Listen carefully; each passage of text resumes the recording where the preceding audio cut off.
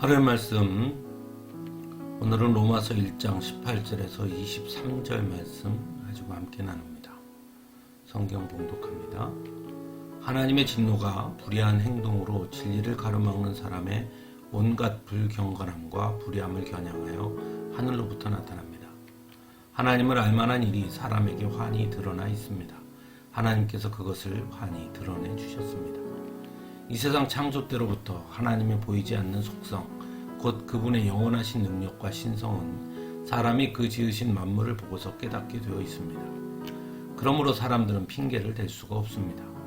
사람들은 하나님을 알면서도 하나님을 하나님으로 영화롭게 해드리거나 감사를 드리기는커녕 오히려 생각이 허망해져서 그들의 지각 없는 마음이 어두워졌습니다. 사람들은 스스로 지혜가 있다고 주장하지만 실상은 어리석은 사람이 되었습니다. 그들은 썩지 않는 하나님의 영광을 썩어 없어질 사람이나 새나 네발 짐승이나 기어다니는 동물의 형상으로 바꾸어 놓았습니다. 아멘. 죄란 무엇일까요? 어쩌면 인간의 죄의 시작은 하나님에 대한 왜곡이라고 할 수 있을 것입니다. 실제로 선악과 사건에서도 인간은 뱀 앞에서 하나님의 말씀을 왜곡합니다. 하나님의 말씀에 담긴 뜻이 무엇인지 잘 알면서도 자신들의 욕망으로 하나님의 말씀을 왜곡한 것이지요. 뱀은 한 발 더 나아가 인간들의 욕망을 부추기기 위해서 거짓을 말합니다. 결국 하나님에 대한 왜곡과 인간의 욕망이 죄를 낳게 된 것이죠. 오늘 말씀에서도 우리는 죄의 속성을 다시금 보게 됩니다. 사도 바울은 오늘 말씀에서 하나님을 알만한 일이 사람에게 훤히 드러나 있습니다. 하나님께서 그것을 환히 드러내 주셨습니다. 라고 전합니다. 또한 사람이 그 지으신 만물을 보고서 깨닫게 되어 있다고도 말합니다. 하지만 인간은 에덴 동산에서 그러했듯이 하나님에 대해서 왜곡하게 됩니다.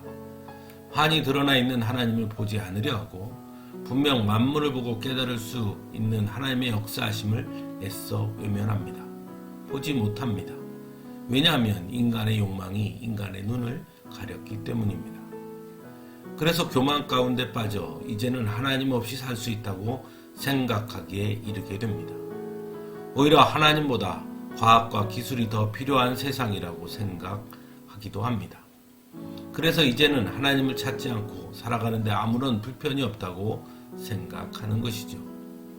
더 나아가 하나님을 인식하고 사는 것이 오히려 불편하다고 생각할 때도 있습니다. 하나님의 말씀대로 하나님의 뜻을 쫓아 살아가는 것이 자신의 욕망을 이루는데 오히려 방해가 된다고 생각하는 것이죠. 그래서 하나님이 없다라고 말하고 싶은 것입니다.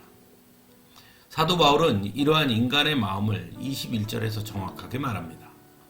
사람들은 하나님을 알면서도 하나님을 하나님으로 영화롭게 해드리거나 감사를 드리기는커녕 오히려 허망해져서 그들의 지각 없는 마음이 어두워졌습니다. 즉 정말 하나님이 계시지 않는다고 생각해서가 아니라는 것입니다. 또한 하나님에 대해 알지 못해서도 아니라는 것입니다. 오히려 자신들의 욕심 때문에 마음이 어두워졌다는 것입니다. 더 나아가 23절에서는 그들은 썩지 않는 하나님의 영광을 썩어 없어질 사람이나 새나 네발 짐승이나 기어다니는 동물의 형상으로 바꾸어 놓았습니다. 라고 말합니다. 하나님의 전능하심을 깎아내려 인간의 발 아래에 두려고 하는 지경에 이르게 되었다는 것입니다. 하지만 우리는 분명히 선악과 사건을 통해 그 결과가 어떠할지를 너무나 잘 알고 있습니다. 결국 하나님에 대한 왜곡은 인간 스스로를 파멸시키는 결과에 이를 뿐인 것입니다.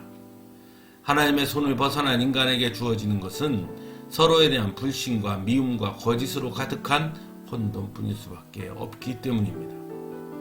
그러므로 매 순간 하나님을 보고 하나님의 손길을 느끼고 하나님의 뜻을 깨닫는다는 것, 그것이 너무나 중요한 것입니다.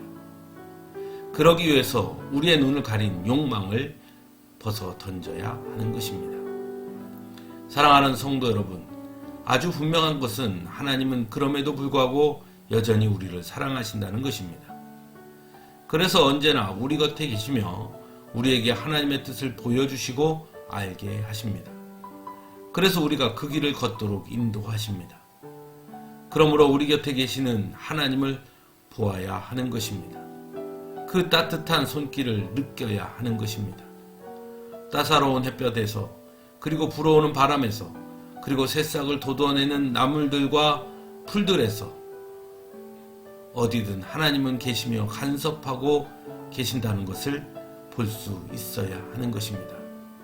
그것이 곧 죄의 유혹으로부터 우리를 지키는 일이기 때문입니다. 함께 기도하겠습니다.